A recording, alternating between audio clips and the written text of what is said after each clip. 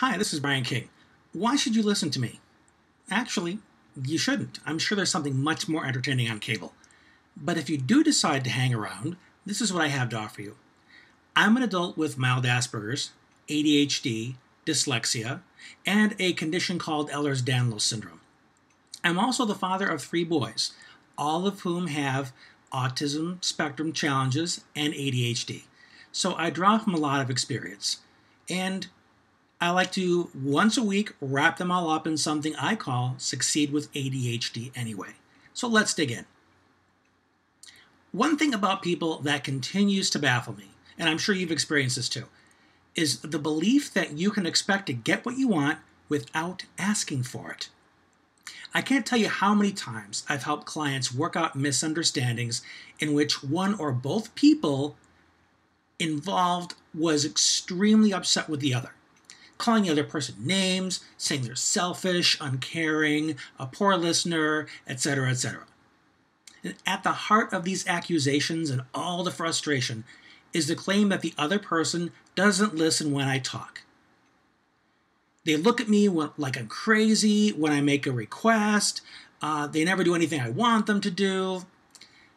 And when we peel the layers of that onion that is their communication style, when we examine it deeply, it really boils down to one common factor. They didn't ask.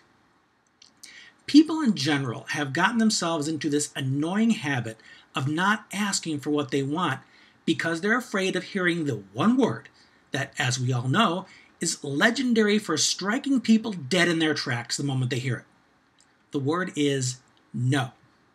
Are you still breathing? Thank goodness. So what do these folks do instead of asking then? Well, they hint, imply, suggest, beat around the bush, or employ some other dodge that makes communication feel more like breaking a high-tech military code than it does 2 people looking to connect with each other. Please just ask for what you want so that we can all lower the dose of our anxiety meds once and for all. Deal? Now, I did a presentation in New York a few years ago, and this is something I pretty much do at the beginning of any presentation that I give. I encourage the audience members to ask for what they want from me. If I'm not covering a topic, ask. If you're unsure, ask. Because I want to make sure that I give them the most specific information they can to improve their lives. And I often get feedback forms afterwards. And in this presentation in particular, I remember a theme with a couple of the complaints that were on the form. Things such as, well, you weren't very specific about my situation, or it didn't help me give a sense of how to help my child. What do you think these folks had in common? They didn't ask. The ones that did ask had glowing comments such as, I now understand how to work with my child better than I ever have before. Such a huge difference. And all you had to do was ask.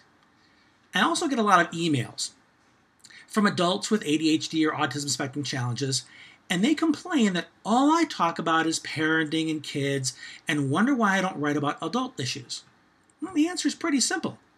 It's because the parents are the ones asking the questions. Now, when I get these emails, I encourage them to ask me for what it is they want so that I can address it. But what do you think happens next? Usually nothing. They still don't ask. I can't give you what you don't ask for, can I? There's a common saying that if you don't ask, you don't get. It's absolutely true, and yet people still don't do it. So what's that about? Perhaps they don't know how to ask. Maybe they think they're asking, but they're actually speaking in code. I see this with people all the time. They won't ask and then get angry when they don't get help. Sure, we can feel defeated over time when we ask for help and don't get it. The worst thing we can do is to not ask at all, believing that nobody would help us anyway.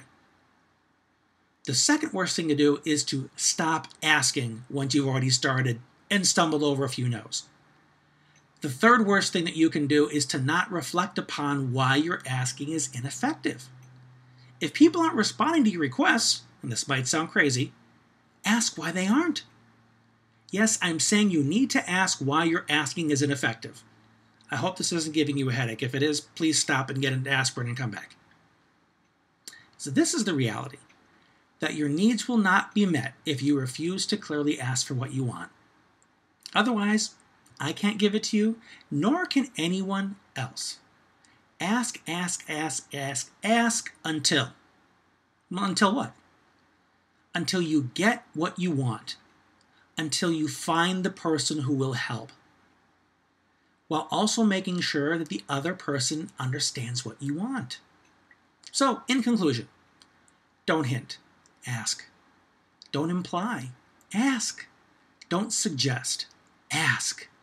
Don't beat around the bush, ask. If there's anything I can do for you, just ask.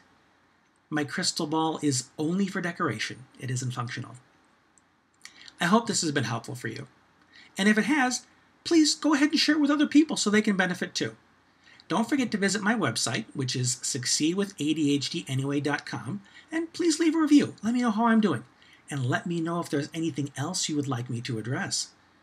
And feel free to stop by iTunes, where the audio portion of this resides, and leave a review there, or on YouTube, where you're finding the video right now.